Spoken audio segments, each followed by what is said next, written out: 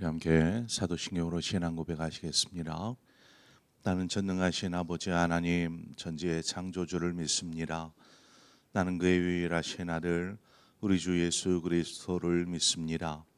그는 성령으로 잉태되어 동정녀 마리아에게서 나시고 본디오 빌라도에게 고난을 받아 십자가에 못 박혀 죽으시고 장사된 지 사흘 만에 죽은 자 가운데서 다시 살아나셨으며 하늘에 오르시어 전능하신 아버지 하나님 우편에 앉아 계시다가 거기로부터 살아있는 자와 죽은 자를 심판하러 오십니다. 나는 성령을 믿으며 거룩한 공교회와 성도의 교제와 죄를 용서받는 것과 몸의 부활과 영생을 믿습니다. 아멘. 우리 함께 찬송가 214장 찬송가 214장 나 주의 도움 받고자 주 예수님께 빕니다. 이 시간 우리 함께 찬송하도록 하겠습니다. 찬송가 214장입니다.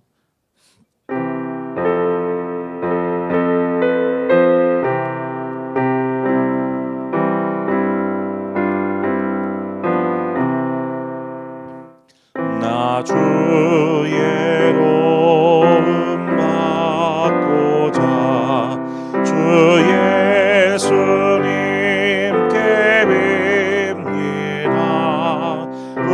무거운 허락하시사 날 받아주소서. 내 모습 이대로 주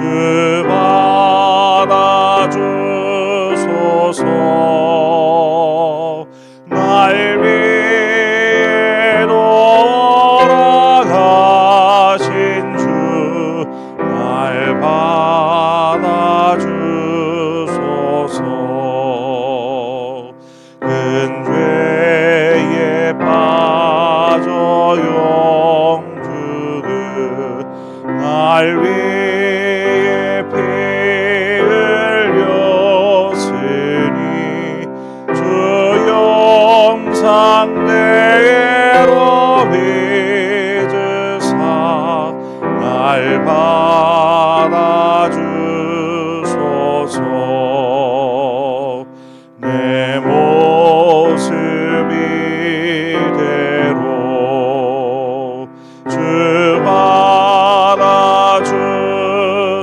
받아주소서. 날 위해 돌아가신 주 날 받아주소서. 내 힘과 결심 약하여 늘 깨어지기 쉬우니 주 이름으로 구원해 날 받아주소서. 내 모습 이대로 주 받아주소서. 날 위해 돌아가신 주 날 받아주소서. 내 주님 서신 말 앞에 나 꿇어 엎드렸으니 그 크신 역사 이루게 날 받아주소서. 내 모습 이대로 주 받아주소서.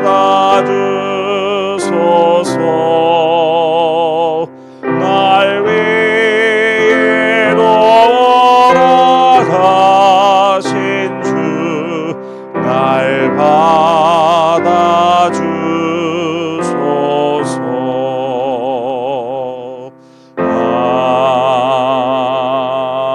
아멘.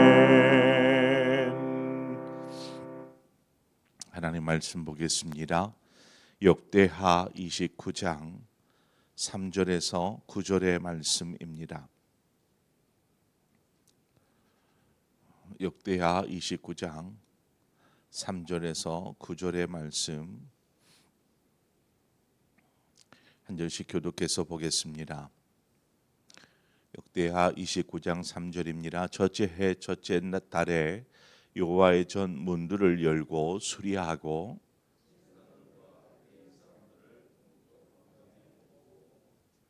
그들에게 이르되 레위 사람들아 내 말을 들으라. 이제 너희는 성결하게 하고 또 너희 조상들의 하나님 여호와의 전을 성결하게 하여 그 더러운 것을 성소에서 없애라.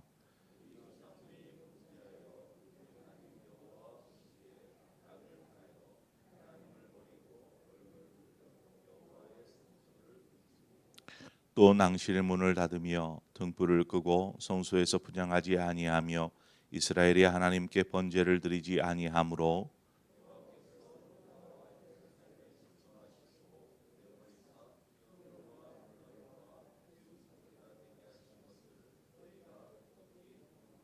함께 읽습니다. 이로 말미암아 우리의 조상들이 칼에 엎드려지며 우리의 자녀와 아내들이 사로잡혔느니라. 아멘. 이제 오늘 본문 3절부터는 히스기야가 이제 남유다의 왕이 되어서 행한 행적들에 대해서 기록하고 있습니다. 히스기야가 왕이 되자마자 맨 먼저 행한 일이 무엇이냐면 성전의 문을 여는 것이었습니다. 성전의 문. 왜 성전의 문을 여는 것일까? 그것은 그의 아버지 아하스가 이 성전의 문을 폐쇄해 버린 것입니다. 들어가지를 못하게 막아버린 것이죠. 그래서 문을 열었다, 성전의 문을 열었다라는 것은 다시금 성전의 기능을 회복하였다라는 의미입니다. 성전의 문이 열리니까 제사장들이 이제 성소로 들어가서 성소에서 해야 될 일들이 있죠. 그 일들을 행할 수 있는 길이 열리게 되는 것입니다. 지금까지 하나님의 성전, 특히 성소와 지성소는 하나님의 임재의 상징입니다. 하나님께서 임재하시는 장소인 것이죠. 그런 임재의 상징인 성전이 버젓이 옆에 있음에도 불구하고 출입할 수가 없었습니다. 닫혀 있고 막혀 있다 보니까 그러다 보니까 그 안에서 행해지는 일들이 있죠. 매일매일 행해야 되는 일이 있습니다. 촛불을 밝히는 일, 또 진설병을 드리는 일, 또 하나님 앞에 향을 올려드리는 일, 이 세 가지의 일을 못하게 된 것이죠. 이 세 가지에는 각각의 기능과 상징적인 의미들이 담겨 있습니다. 그런데 그 의미들이 굉장히 중요한 것들입니다. 성소에 불을 매일 등불을 이렇게 꺼지지 않도록 계속 밝혀야만 합니다. 그런데 문이 닫혀 있으니까 관리도 되지 않고 항상 꺼져 있는 성소 안이 캄캄하게 되어 있는 상황인 것이죠. 촛대에 불을 밝힌다라는 것은 진리와 생명으로 빛을 비추시는 하나님을 상징합니다. 또 그 반대편에는 진설병이 있습니다. 진설상, 진설병이 이렇게 놓여 있는 상이 있습니다. 떡상이라고 하죠. 12개의 진설병이 올려지게 되는데 그 12개의 진설병의 의미는 하나님께서 이 12지파 이스라엘을 돌보신다라는 상징이 있습니다. 또 이제 지성소로 들어가는 입구에는 분향단이 설치가 되어 있죠. 이 분향단에서 매일 향을 피워 올립니다. 그 분향할 때에 그 하늘로 올라가는 그 연기는 곧 이 이스라엘 백성들이 하나님 앞에 올려드리는 기도를 상징합니다.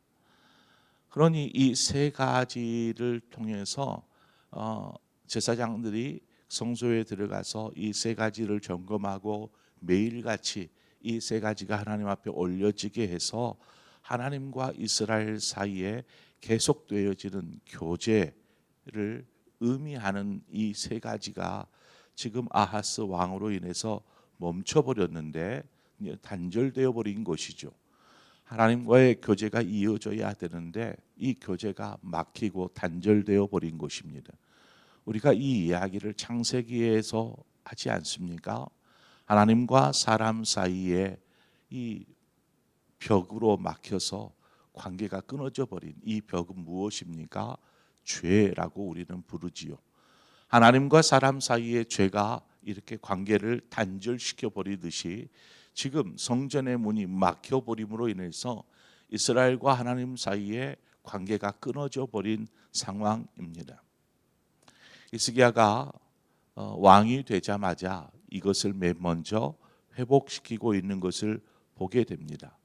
그래서 하나님과의 교제가 끊어져 버린 이 교제를 다시금 회복시키고 있는데 이것을 맨 먼저 행한 이유가 있습니다. 히스기야는 이것을 하나님 앞에 행한 범죄, 이스라엘이 행한 범죄, 이렇게 범죄라고 인식하는 것이죠.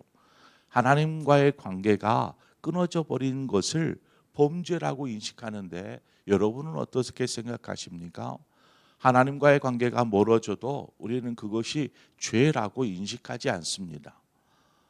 그런데 지금 히스기야는 그것을 죄라고 인식하고 있습니다. 6절 7절에 보니까 우리 조상들이 범죄하여 우리 하나님 여호와 보시기에 악을 행하여 하나님을 버리고 얼굴을 돌려 여호와의 성전을 등지고 또 낭실문을 닫으며 등불을 끄고 성소에 분향하지 아니하며 이스라엘의 하나님께 번제를 드리지 아니하므로.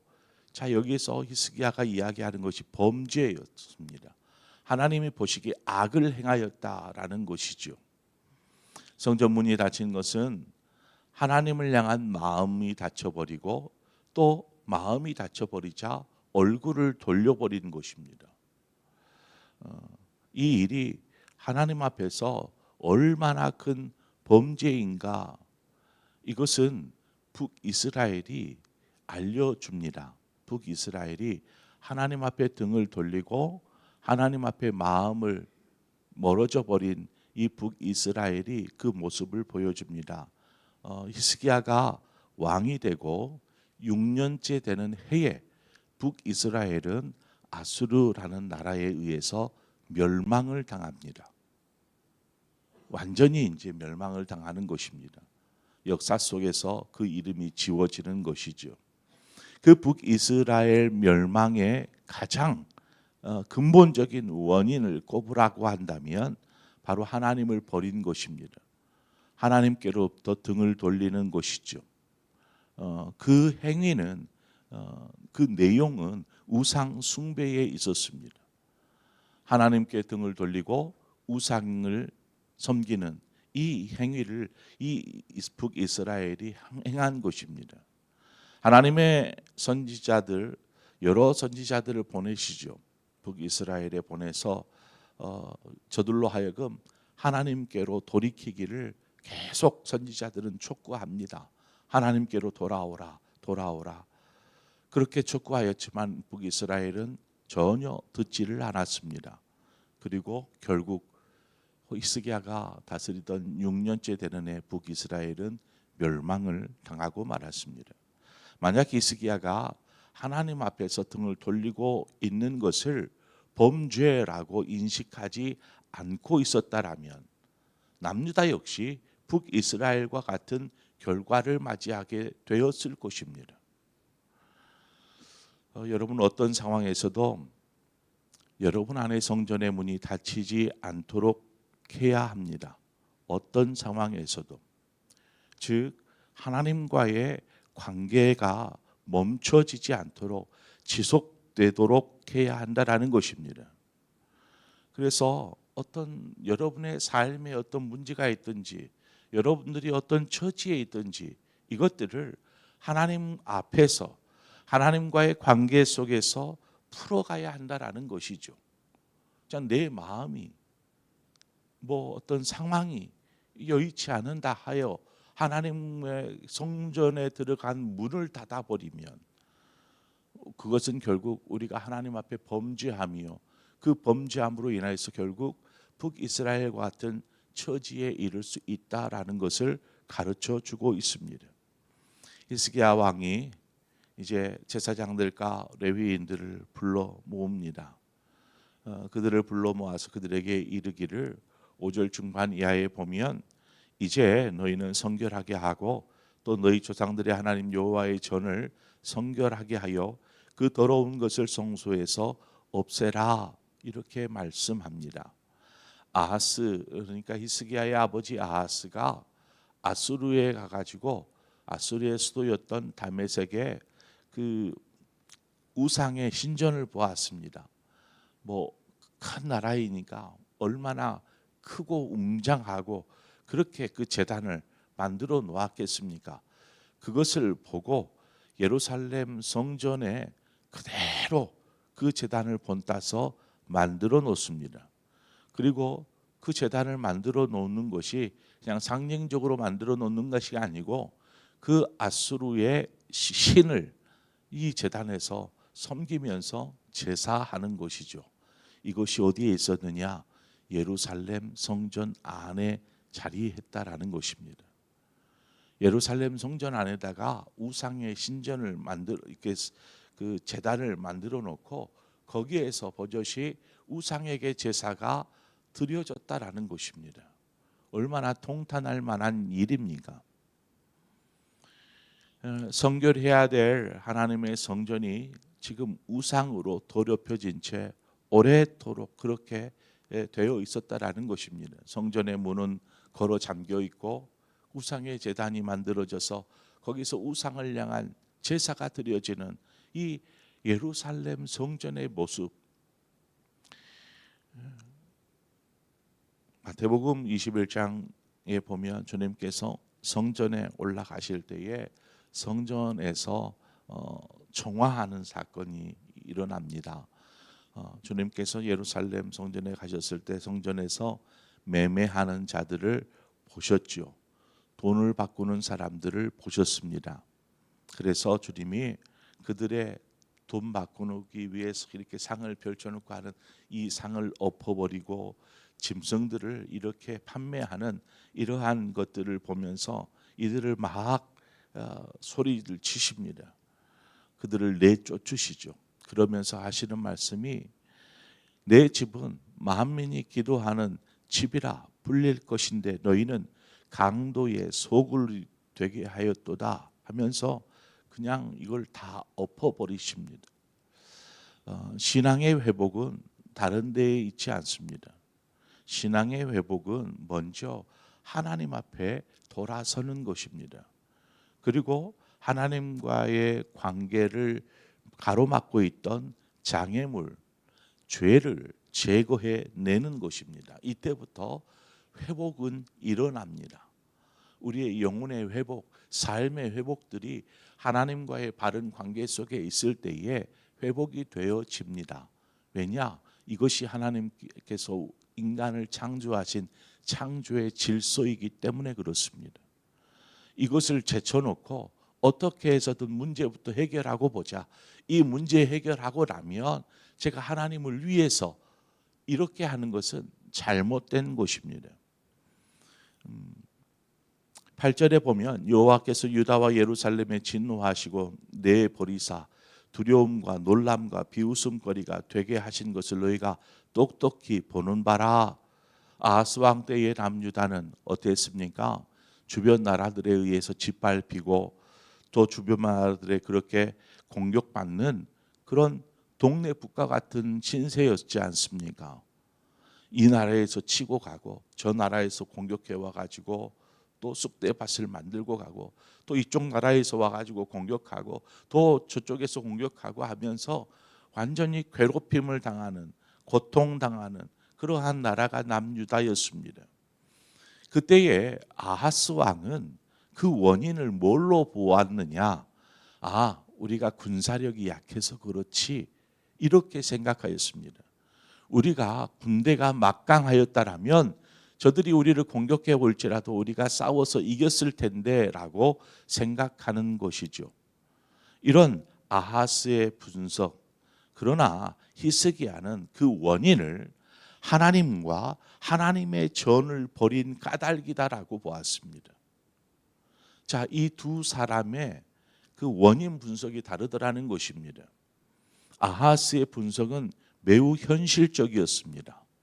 당장에 전쟁이니까요. 다른 나라가 공격해 오는 것이니까 현실적인 대안은 저들을 막을 수 있는 힘이 필요하다라는 이러한 현실적인 분석을 하였다라면 히스기야의 분석은 매우 신앙적이었습니다.